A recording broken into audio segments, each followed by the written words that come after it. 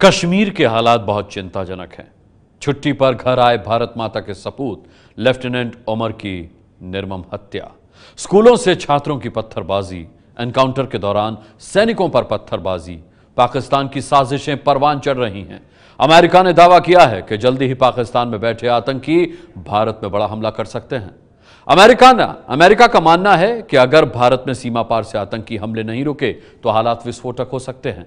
इन अमेरिकी दावों की जमीन हम आज आपको दिखाते हैं। 15 साल बाद मोदी सरकार ने कश्मीर में सेना के हाथ खोल दिए हैं। जी हां, सही सुना आपने। अब सेना घेर के पकड़ेगी और घर में घुसकर मारेगी। अपना मरेगा नहीं और आतंकी बचेगा नहीं। कैसे होगा ये? देखिए ये रिपोर्ट और बजा दीजिए आतंकी की घंटी।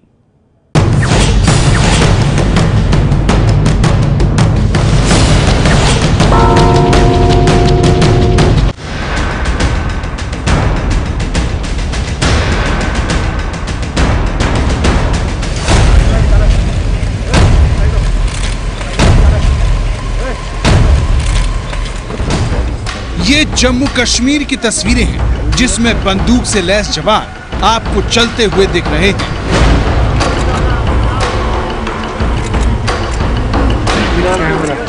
जवानों की ये टुकड़ी तेज रफ्तार से सड़क के दोनों तरफ चल रही है।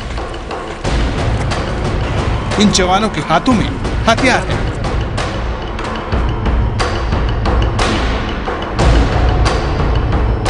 तो सीने पर बुलेट प्रूफ जैकेट। सैनिकों के माथे पर आप इनका फटका भी देख सकते हैं। खास बात यह है कि जिस वक्त सेना का यह मार्च हो रहा है, पूरा इलाका खाली है। यह आपको सेना के अलावा कोई नहीं दिखेगा। सवाल यह है कि सेना यह मार्च क्यों कर रही है? क्या सेना का यह मार्च ताकत दिखाने के लिए है या फिर डराने के लिए? आखिर ऐसा करने का सेना का मकसद क्या है? इन सारे सवालों का जवाब आपको दें उससे पहले एक और तस्वीर देखिए। पहली तस्वीर की तरह इसमें भी सेना मार्च कर रही है, जिसमें कुछ जवान चल रहे हैं तो कुछ सेना की गाड़ियों में। इस बीच दो सैनिक दूर से अपने साथियों पर नजर रखे हुए हैं ताकि खतरे को आने से पहले ही ध्वस्त किया जा सके। दरअसल जम्मू कश्मीर में अमन लौटाने के लिए सेना ने एक बार फिर अपना सबसे पुराना और असरदार तरीका अपनाने का फैसला किया है, जिसका नाम है कॉर्डन एंड सर्च ऑपरेशन, जिसे आम बोलचाल में क्रैकडाउन भी कहते हैं। ये तस्वीरें उसी ऑपरेशन की हैं। पिछले हफ्ते ही सेना ने इस तरह का एक बड़ा सर्च ऑपरेशन शोपियां में चलाया था। इस ऑपरेशन में करीब 4000 जवानों ने हिस्सा लिया था। इस अभियान में करीब 15 किलोमीटर के दायरे में बसे 20 गांव की तलाशी ली गई थी। हालांकि इस ऑपरेशन में एक भी आतंकवादी नहीं पकड़ा गया था, लेकिन इसके बाद सेना ने अपनी बदली हुई रणनीति की घोषणा कर दी। एक ज़रूरत समझी जा रही है कि कुछ पॉकेट्स, हर जगह नहीं लेकिन कुछ पॉकेट्स जहां टेररिस्ट मूवमेंट है या उन ग्रुप्स के द्वारा कोई वारदात की गई है, उन एरियाज़ में फिर से इस तरह की कार्रवाई करना लाजमी है। कि जैसे वीडियो सर्कुलेट हो रहे थे सोशल मीडिया पे, उससे ये मैसेज जा रहा था कि देखिए बहुत फ्री मूवमेंट है टेररिस्ट, जो कि नहीं होने दिया जा सकता। 1990 के दशक में सेना कॉर्डन एंड सर्च ऑपरेशन को अंजाम देती थी। इस दौरान सभी महिला, पुरुष, बच्चों, बुजुर्गों को एक एक कर घर से बाहर निकाला जाता है। उनके पहचान पत्र की जांच की जाती है। घर की अच्छे से तलाशी ली जाती है। सभी को किसी बड़े मैदान में इकट्ठा कर दिया जाता है और गली मोहल्लों और घरों को सर्च किया जाता है।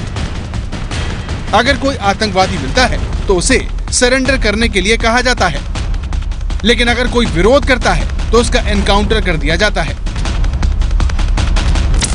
लेकिन 2002 में कश्मीर घाटी में शांति लौटने लगी तो ऑपरेशन का स्वरूप बदला गया और लोगों को राहत देने के लिए ऐसे ऑपरेशन को बंद कर दिया गया। कॉर्डन एंड सर्च ऑपरेशन बेहद खुफिया तरीके से किए जाते हैं। खुफिया जानकारी मिलने के बाद सेना इलाके को घेरती है और फिर अपना तलाशी अभियान शुरू करती है। ऐसे में इस ऑपरेशन को समझने के लिए आपको हैदर फिल्म का ये सीन देखना चाहिए, जिसमें ऐसे ही ऑपरेशन को फिल्माया गया है।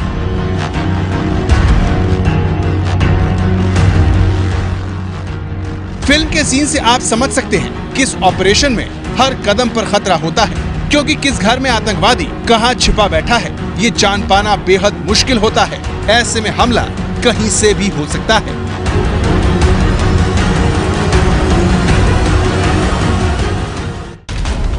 खतरा सिर्फ घर में छिपे आतंकवादियों का ही नहीं होता।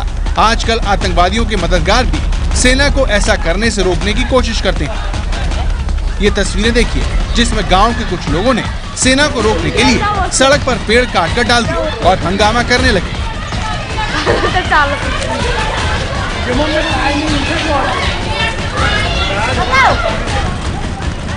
बात हंगामे से तुरंत पत्थरबाजी पर जा पहुंची, जिस वजह से यह ऑपरेशन देर से शुरू हो सका। ये ऑपरेशन कितना खतरनाक होता है और इसके क्या क्या फायदे हैं, ये बात जानने के लिए हमने जम्मू कश्मीर में ऐसे हालात में काम कर चुके कर्नल संजीव कुमार से बातचीत की। सुनिए वो इस खास ऑपरेशन के बारे में क्या कह रहे हैं। अगर आप मिलिटेंट्स को रहने देंगे एक जगह, उसको रेस्ट करने देंगे, वो रिकूप करेगा, फिर वो स्ट्राइक कर सकता है। लेकिन अगर आपके पास इंटेलिजेंस है और आप उसको ऑन द मूव रखेंगे, तो उसको है गांव को आपने कॉर्डन किया और सर्चिंग की, किस घर में घुसा हुआ है आप उसके अंदर उसको पकड़ा, उसको वो मूव पे रहेगा, वो मूव पे रहेगा, वो थकेगा तो वो एक्शन नहीं कर सकता। तो उसको हमारे को cordon search is a very very important aspect in any counter insurgency operations. Cordon search operation की बारीकी जानने के बाद अब हमारे मन में सवाल ये था कि आखिर कैसों को दोबारा क्यों शुरू किया जा रहा है। इस सवाल का जवाब है राजपूताना राइफल्स के लेफ्टिनेंट उमर फयाज, जिनकी मंगलवार देर रात आतंकवादियों ने अगवा करके हत्या कर दी। जांच में यह बात सामने आ चुकी है कि जिन्होंने लेफ्टिनेंट को मारा वो जान पहचान के लोग थे। उमर फयाज के इंस्ट्रक्टर अवधेश चौधरी का मानना है कि आतंकवादियों को डर था कि फयाज नौजवानों के रोल मॉडल बनकर घाटी में आतंक की जड़ें कमजोर कर सकते हैं। आतंकियों के बीच डर था कि अगर इन परिस्थितियों से निकल के और एक सामान्य से फैमिली से आया हुआ अगर एक लड़का एक आर्मी में अधिकारी बन सकता है और कितने लोगों को ये मोटिवेट कर सकता है, तो शायद जो उनका प्लान्ड एजेंडा है या जो उनका एक वो गलत धारणा फैलाना चाहते हैं यूथ के बीच में, वो शायद उसमें फेल हो रहे थे। यही उनको डर था और मे भी शायद यही उस चीज़ का रिजल्ट रहा है कि उनके साथ इस बर्बरतापूर्ण कार्रवाई की गई है। कासों को दोबारा शुरू करने का एक और बड़ा कारण दक्षिण कश्मीर में आतंकवादियों की हलचल है। आए दिन आतंकवादियों के घाटी में खुलेआम घूमने के वीडियो सामने आते रहते हैं।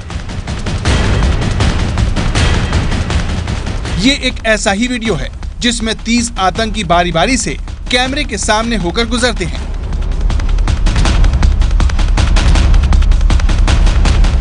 आतंकवादियों का एक और वीडियो देखिए, जिसमें कैमरे पर एक आतंकवादी लोगों को हथियारों की ट्रेनिंग दे रहा है।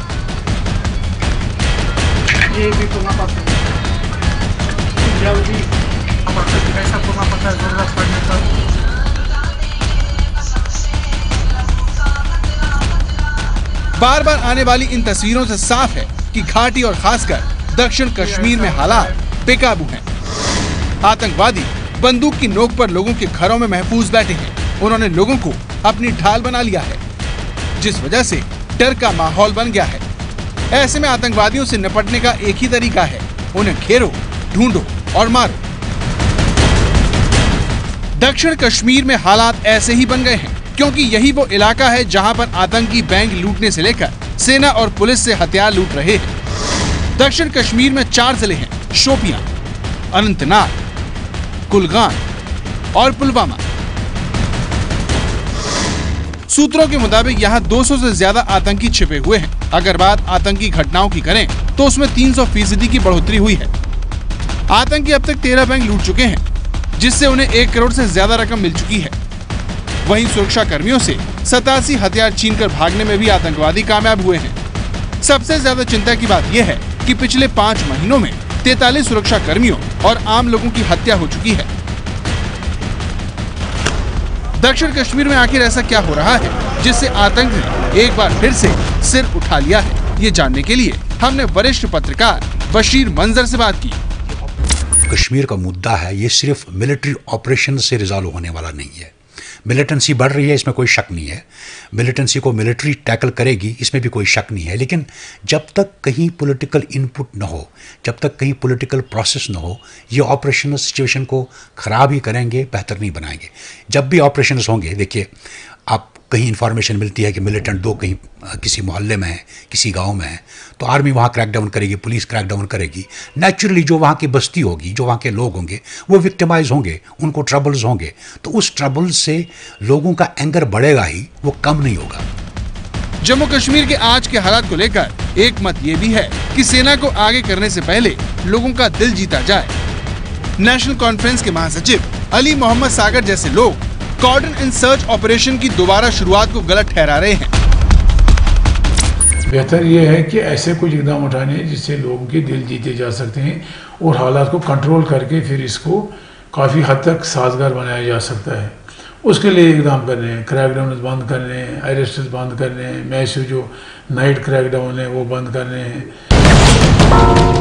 लेकिन कॉर्डन एंड सर्च ऑपरेशन को लेकर सेना के दो बड़े तर्क हैं। पहला तो ये कि इससे आतंकियों के ठिकाने और समर्थन में कमजोरी आएगी ताकि आतंकियों का खात्मा जल्द किया जा सके। दूसरा ये कि इससे लोगों के बीच में सेना और सुरक्षा बलों का दबदबा एक बार फिर कायम किया जा सकेगा, जिससे पत्थरबाजी और विरोध प्रदर्शन रोकने में मदद मिलेगी। तो क्या घाटी में आज के हालात को देखते हुए ये ऑपरेशन नहीं करने चाहिए, और क्या ऐसा किया गया तो इससे हालात और बिगड़ सकते हैं? इस सवाल का जवाब जानने के लिए हम एक बार फिर कर्नल संजीव कुमार के पास पहुंचे। सुनिए वो इस बारे में क्या कहते हैं। कैसो भी जब भी किया जाता है तो एक इन्फॉर्मेशन के बेस के ऊपर किया जाता है, अंधाधुंध कहीं नहीं किया जाता। तो अगर आपके पास इन्फॉर्मेशन आई है कि लार्ज मिलिटेंट ग्रुप्स हैं, ज़्यादा स्प्रेड आउट है, तो आपको बड़ा ऑपरेशन करना पड़ेगा। अगर आपके पास इन्फॉर्मेशन है कि छोटा ग्रुप है और एक स्पेशल रिस्ट्रिक्टेड एरिया के अंदर ही है, तो वहाँ पे करिए।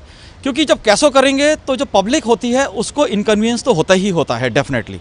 इसलिए अगर अवॉइड कर सकते हैं अवॉइड करिए, बट अगर आपने मिलिटेंट को बैठने दिया, जैसे मैं बार बार कह रहा हूँ, वो फिर आपके ऊपर स्ट्राइक करेगा, जैसे शोपियाँ या कभी भी अभी तक होता रहा है। मेडिकल कैंप्स भी लगाए जाते हैं। उसके बाद आप उस फैसिलिटी को जब आपने आ गए हैं एक जगह पे, आपके इतने सारे सैनिक आ चुके हैं, तो आप लोग उसके बाद एक वेलफेयर भी वहाँ पे गाँव के अंदर आप कर देते हो। जैसे किसी गांव में पानी नहीं होता था तो वाटर ट्रक्स पहुँच जाते थे पानी प्रोवाइड करने के लिए। मेडिकल तो है ही है जो देते हैं। कई बार राशंस भी बांटे गए हैं जहाँ पे लोगों के पास खाने पीने की सामग्री की प्रॉब्लम रहती थी। जैसे स्नोबाउंड हो गए हैं, खाना पीना नहीं आ रहा है, आर्मी ने अपनी तरफ से दिया है। तो ये एक बहुत अच्छा एस्पेक्ट है hearts winning of hearts and minds के लिए भी। तो जानकारों की राय के मुताबिक आतंकवादियों को घेरने के लिए चलाया जा रहा ये अभियान आज भी अहमियत रखता है। बस जरूरत है तो सटीक जानकारी की, ताकि आम लोगों को इससे परेशानी न हो और आतंकवादियों को घेरकर ढेर किया जा सके। जम्मू कश्मीर में आतंकवाद के मुद्दे पर आज अमेरिका ने बड़ी बात कही, जिसमें बताया गया कि पाकिस्तान के आतंकी संगठन भारत में बड़ी आतंकी कार्रवाई की योजना बना रहे हैं। ऐसे में पाकिस्तान को यह डर है कि कहीं भारत सर्जिकल स्ट्राइक जैसी जवाबी कार्रवाई न कर दे।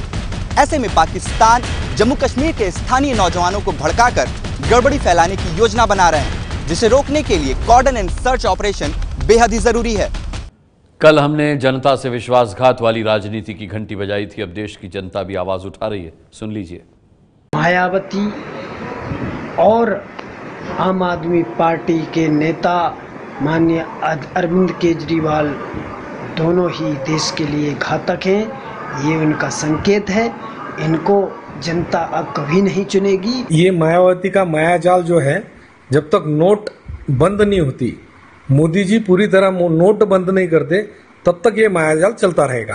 ये कपिल मिश्रा जो केजरीवाल के बारे में बोल रहा है और ये तुम्हारा नवाजुद्दीन सिद्दीकी जो मायावती के बारे में बोल रहा है, दोनों छटे हुए बदमाश लगते हैं। जो पहले खुद खाते हैं, जब पार्टी से निकाल देते हैं तो उनको बदनाम करते हैं। एक राजनीतिक गिरोह है जो जनता के पैसे को लूट करके ये अपना उल्लू सीधा करते हैं। ये है एबीपी न्यूज़, आपको रखे आगे।